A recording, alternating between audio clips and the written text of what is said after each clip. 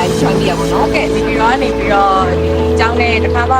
အကြောင်းမရောက်ဘူးမတွေ့ဘူးပေါ့နော်အဲ့ဒီအတွက်ကောက်လာခဲ့ပြီးတော့ပါရှင် ဆက်ရှင်ဒီ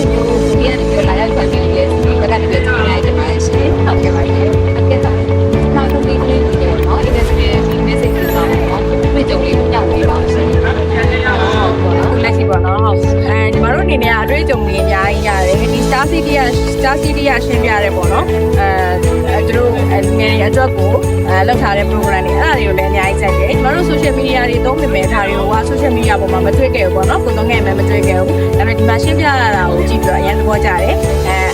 Star City ကိုရောက်လာလဲသဘောကျလို့ CPD ကဒီလိုမျိုး live ပို့ပေးတာကိုလည်းအရင်ကကြည့်ပြီးတော့ရှင် ဟုတ်ကဲ့ပါဟုတ်ကဲ့ဒီတိုင်းတိုင်းလက်ရှိ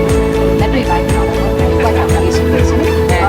တိတ်ပြောကွာခြားမှုမရှိပါဘူးညီမတို့ကတော့ဒီလက်တွေ့ပိုင်းကိုလည်းသဘောကျတယ်သင်ကြားရေးပိုင်းစာတွေ့ပိုင်းကိုလည်းအများကြီးသဘောကျပါတယ်လက်တွေ့ဒီလိုလုပ်ပြီးတာကိုပို့ပြီးတော့သဘောကျတယ်ညီမတို့ဘက်ကဒါမျိုးအခုမှခုလာဖို့ဆိုလို့ရှိရင်အဆင်ပြေနိုင်ပေါ့နော်ဒါကြောင့်ဘက်ကဆင်ရှင်ပြီးတော့မှညီမတို့လာပြတာဖြစ်တဲ့အတွက်အများကြီးစီးပါတယ်ရှင် ဒီမှာဒီစားပြီးလို့ကျင်းနေပါတယ်ရှင် ဟုတ်ကဲ့စီး